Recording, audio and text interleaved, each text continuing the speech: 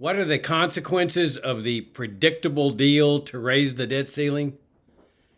Join Richard Ebeling and me in this week's Libertarian Angle as we examine that question.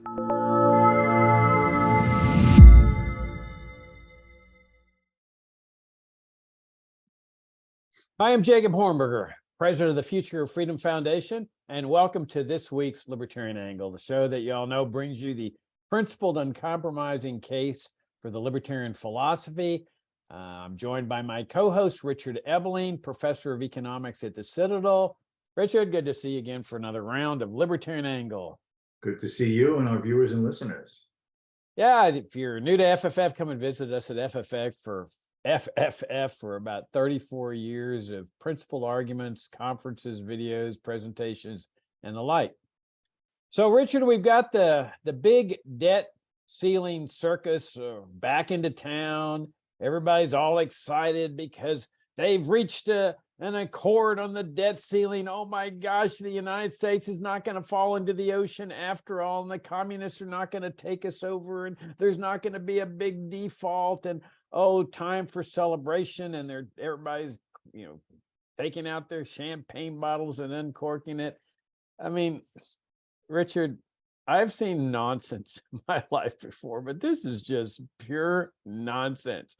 Now, it's not as simple as it sounds. They seem to have been complicating this thing. Like some senator, I think from West Virginia, inserted a special privilege project in this thing. But from all accounts, they're not doing anything to reduce spending. I mean, we've got to go back to basics here. Why did the Congress impose a debt ceiling in the first place years ago? Well, because it's an acknowledgement that too much debt is a very bad thing. And so long ago, they said, you know what, this country, this government's going deeper and deeper into debt, and we need to just put a stop to it. We need to put a maximum. And they gave a lot of lead time. They said, look, here's the lead time. You got to get the fiscal house in order. We're going to give you, let's say, 2-3 years. And then you're not going to be able to incur any more debt, because too much debt's a very dangerous thing. It is for a family, it is for a government. So that was an acknowledgement that Congress is doing this. Well, then that day of reckoning comes, and it's like an alcoholic. Well, maybe one more drink. So let's raise the debt ceiling a bit more. So they go down the road another 2 or 3 years, same thing.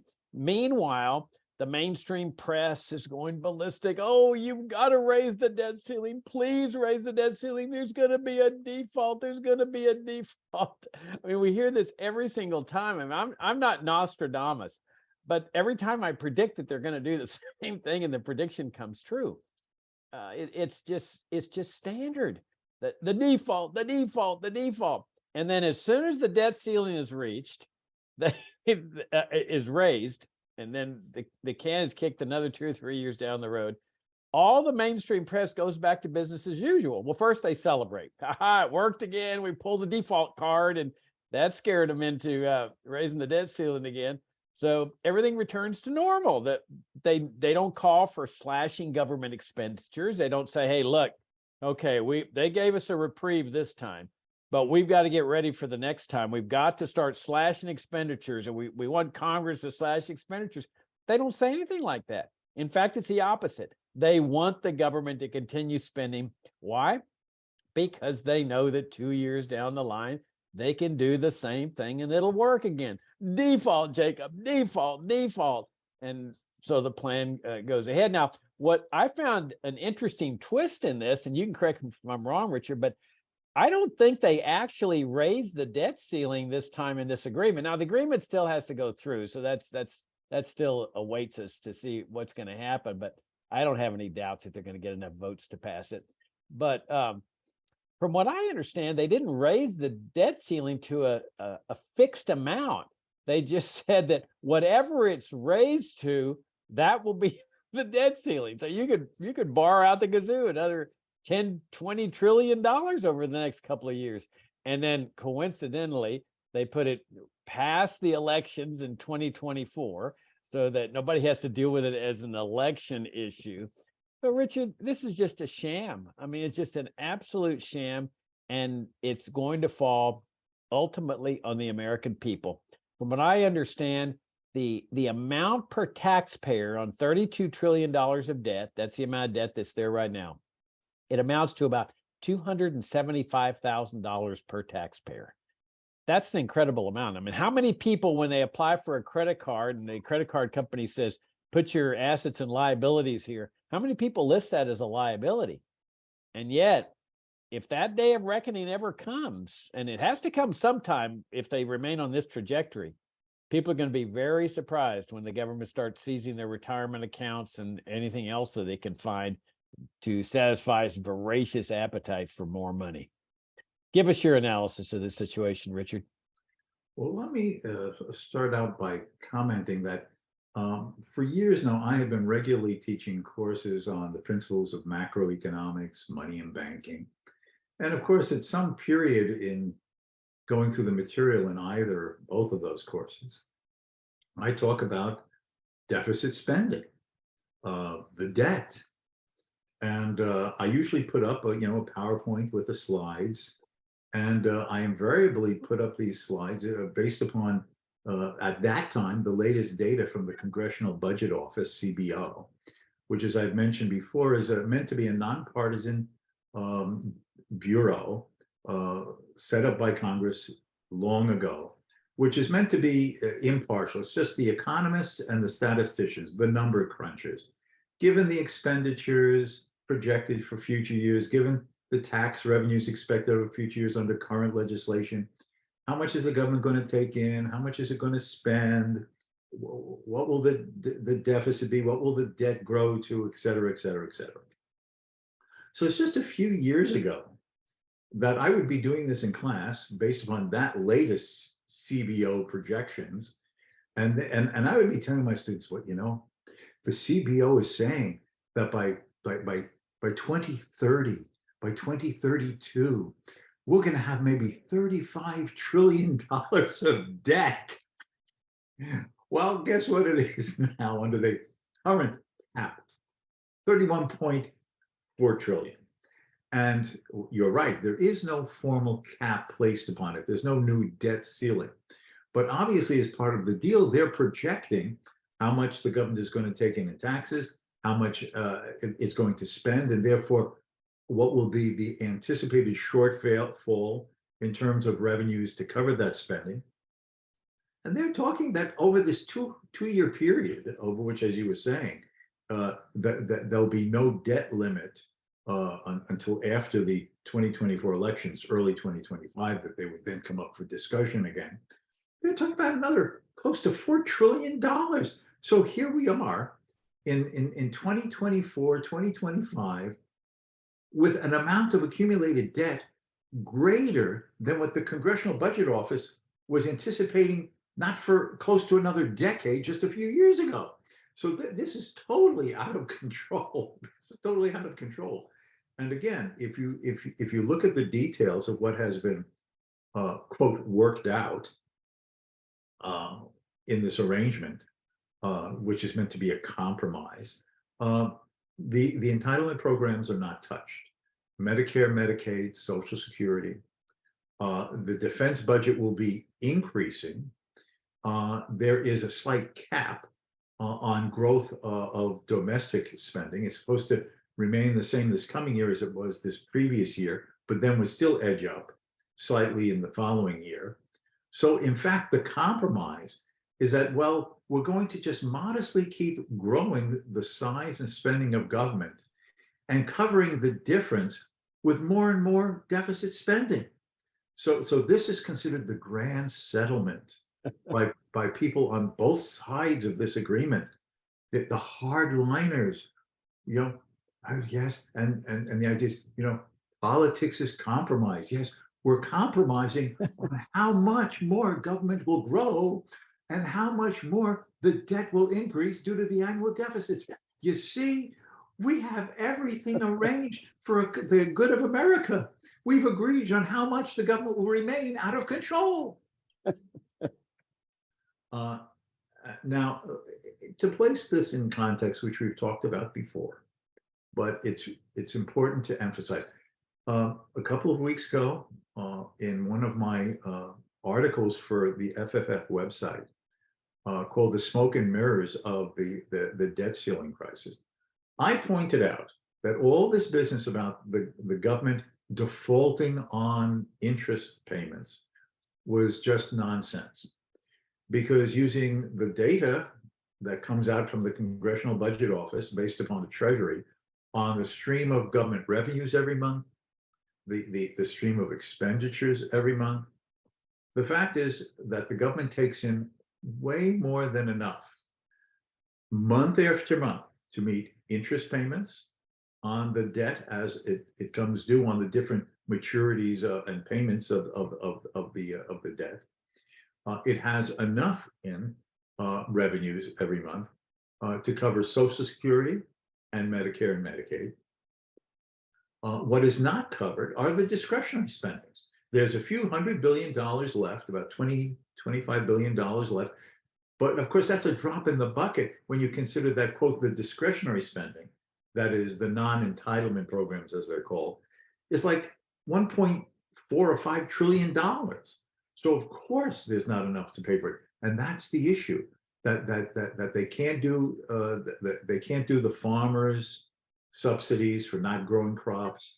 They can't give the subsidies for solar power and all the other things that they do to get us a green economy.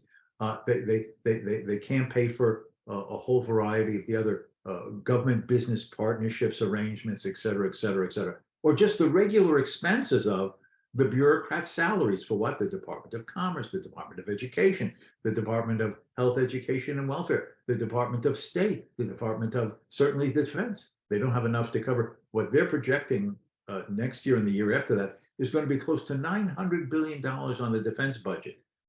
It has been decided that is not going to be capped. That's going to keep growing, while all the other discretionary spending will have to be sort of tamped down slightly. So the fact that is the problem. It's all smoke and mirrors. And if I can feel supported, the Wall Street Journal just this past week did their own own editorial piece in which they were pointing out that it's just nonsense, that there's more than enough money coming into the government to pay the interest on the debt. And when some of the debt matures, right, the particular Treasury note or bill or bond that matures, virtually all of that can just be rolled over. They might end up paying a higher rate of interest on the rolled over debt than what they had before because of the near zero rates of interest for so long. But there is no problem. There is no debt crisis per se. No creditor, domestic or foreign, is not going to get their interest payment. No person who wants their principal back on money owed to the government is going to lose a dime. It's the fact that they can't cover everything. But rather than admit that, well, you know what? Our means are not insufficient to serve all of our desired government goodies. We have to pick and choose and decide what's going to be cut, what's going to have to be abolished, what's going to have to be covered perhaps, but that means something else has to go.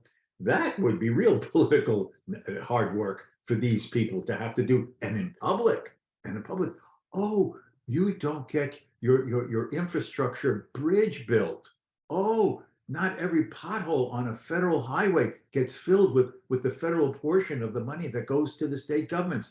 Oh, not every farmer gets paid for not growing those crops. That's what they don't want to deal with. And that's what there's all behind it. The promise of more goodies to have campaign contributions and votes on election day than they have other people's money to spend on. Yeah, and they're scared of the reaction at having cut somebody's dole. And that's why they extend it past the election time, so that they don't have to worry about any kind of adverse reaction for eliminating somebody's dole. One of the fascinating aspects of this thing, Richard, and very revealing aspects is how they treat the military. You know, if you go back to President Eisenhower's farewell address, he warned about the dangers that he called the military-industrial complex. But in his initial draft of his speech, he called it the military-industrial congressional complex. And then somebody convinced him to eliminate the congressional part. But really, the first draft that he had is the correct one. that this is all part of a complex. They control Congress. Now, longtime readers of my work know that I've long recommended a book by a man named Michael J. Glennon. Glennon is not just some crackpot. Glennon is a professor of law at Tufts University. He served as counsel to the Senate Foreign Relations Committee. In this book, National Security and Double Government, that I highly recommend that every American ought to read Glennon's book. Glennon's thesis is that it is the national security part of the government, Pentagon, the CIA, and the NSA, which is really one group divided into three parts. It's the military intelligence group, that they're the ones in charge of the federal government, that's where the power is, and that everybody defers to that power. And Glennon says what's unique about it is that unlike a total military regime, that they permit these other three branches to continue having the veneer of power, so that everybody has this quaint little notion of, oh, there's three branches of government and they all counterbalance each other, the judicial branch, the legislative branch, and the executive branch. And the notion is that the military falls under the control of the executive branch. Glennon says absolutely not, that it's the national security branch that is in control, that there's effectively four branches. Well, if you see what's going on here, I mean, one of the startling statistics that a lot of people are bringing up is that the U.S. military's budget is larger than the next 10 countries combined. Yes. That's incredible. I mean, what do they need so much money for? And the fact that they call it defense, and so it's really classic propaganda. They get into people's minds, oh, well, gosh, they're defending our country. They're defending our country. Well, really, from what? Nobody's going to invade the United States. Nobody has even the remotest military capability, much less the money or the interest of trying an invasion of the United States. So you've got this massive military industrial complex with all these foreign military bases all over the world. I think they said there's 750 bases or 750 countries, can't remember which one, but I mean, just all over the place. And then all the domestic military bases. Richard, how many people question why we need all these military bases here at home? What is their function? All they do is just house soldiers. You know, what do they do there every day? Oh, well, let's go out and do our formation, left face and right face and to the rear march. And what are they doing? They're just sitting there. They're just sitting there. And then, you know, of course, planning for these overseas incursions that they engage in. They've got all the foreign military bases. If there was ever a place to cut expenditures, this is it. I mean, they could have terminate 20 military bases, and all of a sudden you're getting down pretty close to a balanced budget. But no, the military is in control, and you see it in Congress. They're not about to cut the military spending. For one thing, there's a lot of veterans there. They're effectively owned by the Pentagon. There's CIA veterans now. CIA people are in Congress that claim that they've resigned from the CIA. Now, even if that's true, that's where their loyalties are. And then you've got all the people that are just scared to death of the military and the CIA because they're scared that they'll cancel their military projects and military bases at home. So to me, this debate right now really reflects the deep problem America is in terms of becoming a military nation or a militarized nation. It is the military that's in control. And we see this now. We have this massive debt crisis. Everybody acknowledges that. And the military doesn't come and say, well, we want to do the right thing for America. How about just cutting our budget 5%? No, increase our budget. We don't give a hoot about what's going on in America. You go to all the welfare state function, you do cutting there, but don't you even think of touching our money. In fact, we insist on you increasing the amount of money for us. Well, it's worth pointing out that before the Second World War, the Defense Department were known as the Department of War. That was a rhetorical change in terminology that was introduced in the immediate post-World War II period. We had a Department of War, as most other countries had, the Ministry of War, War Ministry. But that sounded too aggressive, whereas defense, that sounds, as you were saying, we're not aggressive. We're not doing anything bad. And of course, we need a Department of Defense because the world is our zone of protection. We have to have all those bases everywhere because anything that happens anywhere in the world potentially is a threat to the United States. That's why the United States is the global policeman. The most minor event in some upper Slobovia that a person, most normal people can't even find on a map, that's a national security threat to the United States. Because even if it doesn't seem that way, well, if we don't step in and keep it under control and we kept hands off, it could mushroom into something that would be a problem for us. So it basically becomes a self-fulfilling prophecy that anything that goes on anywhere in the world ends up being the source of a matter of national security. Yeah, and one of my favorite graphics is one that shows all the U.S. military bases surrounding China and surrounding Russia, and the wording of it is that China and Russia had the misfortune of being geographically situated in a part of the world that was just happened to be totally surrounded by U.S. bases. So, another thing I want to bring up here, Richard, you often hear that there's never been a default. Never, ever in U.S. history has there been a default. And boy, this would be a first and catastrophic. And as you pointed out, there doesn't have to be a default. They just need to cut in other areas. There's plenty of money to pay off the debt. Correct. And more than enough. Yeah, you just cut. You have to cut here. You got to cut there. You got to make the tough choices that come with being a representative or, person that's faced with these choices. But the fact is there has been a default. And I think it's important to point that out, that before the Franklin Roosevelt administration, the government had issued bonds that contained gold clauses. This is where they had borrowed money and they had borrowed gold and gold coins because that was the official money of the United States. It had been for more than 100 years. It was the money called for under the Constitution, gold coins and silver coins. So these bonds said, we will repay you. They borrowed the gold and then we will repay you in gold. And then Roosevelt nationalizes gold, makes it a felony offense to own it without even the semblance of a constitutional amendment. I mean, the gold and silver coins were part of the Constitution. And he just says, oh, well, I don't care about that stinking Constitution. And so he makes it a felony offense to own gold. And the government defaulted on those bonds and paid people in devalued paper money. So don't tell me there's never been a default. That was a default. Well, of course, a default is in the eyes of the beholder. They just gave them Federal Reserve notes. And isn't that lawful money under legal tender? Well, they just got a different form of the same thing. It's like, well, we know we promised you a suit made of silk. We're just giving you a suit made of burlap, but it's still a suit. Yeah, that's what's funny is that you still have the remnants of this system because the Federal Reserve note is on there. It's a note.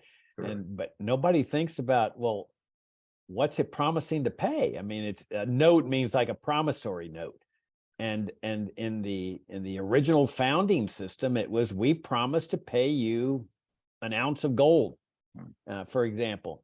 And then when they canceled that, defaulted on it, they said, we promise to pay you another Federal Reserve note. What I do and what I've done with my students, I'll hold up one of these and say exactly what you're saying. I'll say, see the word note? Note means a claim.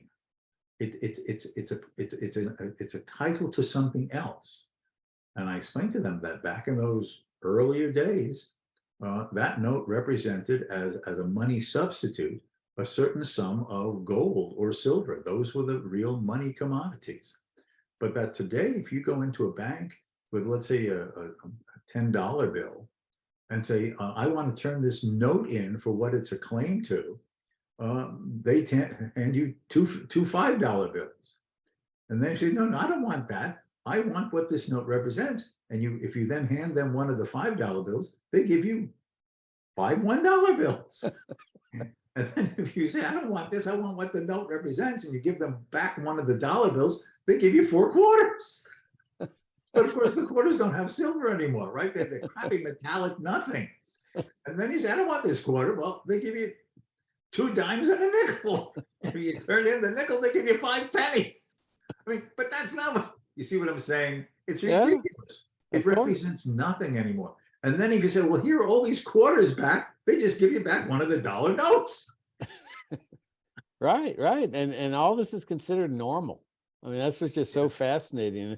But Richard, we need to emphasize a point that you and I have emphasized for a long time now in the context of this debt ceiling circus. Okay, you've got a problem with too much debt and deficit spending. Okay, what do we mean by deficit spending? Well, they take in a certain amount in tax revenue and they spend more than what they bring in. Yes. And so that difference, they go out and borrow. And then when the debt starts getting too high, that's when the Federal Reserve enters the picture. And they say, well, just print the money to pay off the debt. And nobody's the wiser, except prices start soaring in society. And they call that inflation. But really, the inflation is the inflation of the money supply to pay this off. So there's a fiscal problem and there's a monetary problem involved here that is very dangerous, that at some point, a country's debt load, a government's debt load can get so large that the tax revenues can't even cover the interest. I mean, that's what happened with Greece, for example. And that's the danger, but we need to go deeper than that. And that's the point that you and I have long emphasized, that this doesn't solve the problem of liberty in America. You know, it gets the fiscal house in order, but to achieve a free society, we need to ask a fundamental question. What is the role of government in a free society? Because we're not interested in just downsizing the military or downsizing the DEA or the FCC or the FTC or the Department of Labor, Agriculture, Energy, etc. We're interested in a free society, which entails not just reducing the budgets of these people, but dismantling them. You know, restoring a limited government republic with just a basic military force, getting rid of the whole national security state that should never have come into existence. Get rid of Social Security. Don't just reduce the spending of the welfare state. Medicare, same thing, get rid of it. That once you start thinking along those lines, what should government do and what should it not do? Now you're eliminating, 95% of federal expenditures? I mean, it's pretty easy to get your fiscal house in order once you start doing that. But if we want to do that, and I would say getting your fiscal house in order is important, but it's not the priority. The priority is achieving a free society. And that's why it's important that we continue challenging people to think at a higher level. What should government be doing and what should it not be doing? Yeah, that's the deeper question. The advantage of what is sometimes referred to as a balanced budget as the interim process leading to that is that once you say that the government will not spend any more than it takes in taxes on an annualized basis, it makes people have to face an important question. And that question is, how much money do you want to have in your own pocket to spend your own way? Because if you have a balanced budget, any $1 increase in government spending requires a $1 reduction in that amount of money in someone else's private sector pocket. And then you're asking, well, do you really think government should be spending more? Do you think it should be increasing? It's something that it hadn't been doing before. If you want government to do something more here, it means if you don't want to pay more in taxes, something else has to be cut to even it out.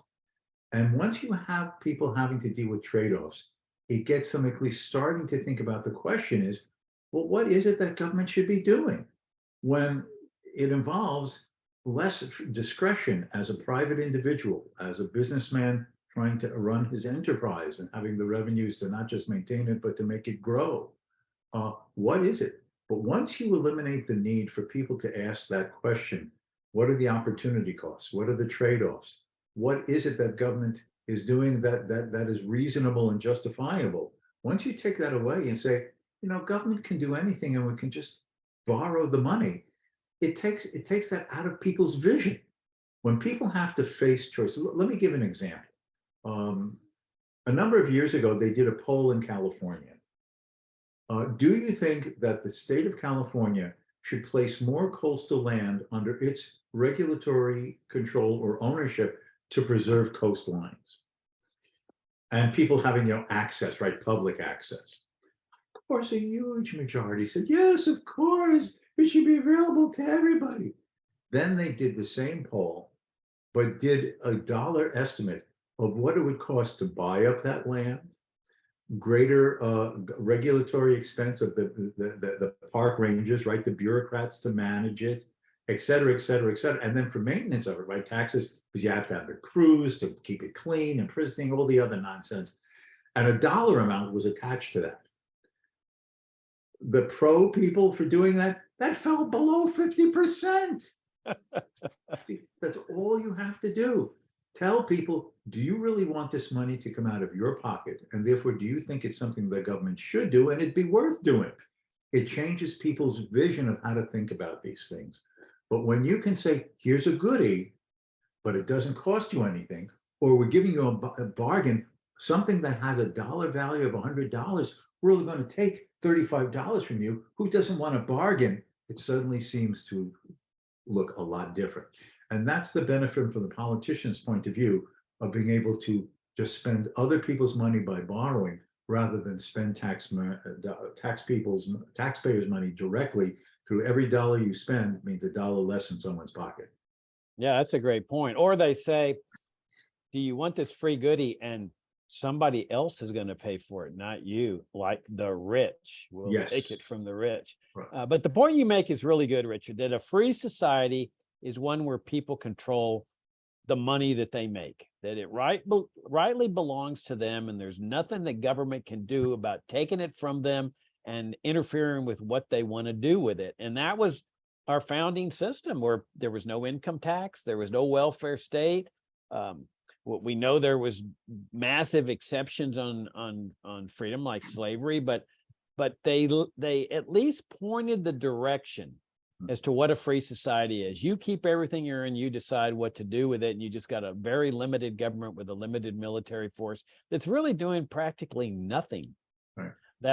And then the other thing that you and I have talked about over the years is this is the key to rising standards of living, is that that's the trade-off here, that people have to understand that this massive amount that's going into these government expenditures, that's money that could have stayed in the private sector as productive capital, which is the only thing that, along with free trade, that raises people's standard of living. And that's what they're also destroying. Yeah, economists refer to this sometimes as the crowding out effect. And that is when the government borrows money, it crowds out a part of the savings in the financial system that otherwise could have and most likely would have been lent to a real business-oriented, credit-worthy borrower. So that rather than money being borrowed to maintain the jet fuel for Air Force One, or to buy bureaucratic paper clips, or to fund some military unit located in northeastern Syria for some reason, that dollar, that spending that was covered by a borrowed dollar could have been a dollar borrowed by a private sector enterprise to start a business, to grow a business, to do some research and development for innovation looking to the future, which also would involve a market-based profitable job rather than a job that has no similar value when it involves government employment. All right. On that note, we'll wrap things up. Thanks, Richard, and greatly enjoyed the conversation. We'll see where it all goes on this debt ceiling. And thank you all for tuning in. Thanks for your support. Come and visit us again at fff.org for 34 years of principled arguments on liberty. And Richard, I look forward to seeing you at the next one. Until next time.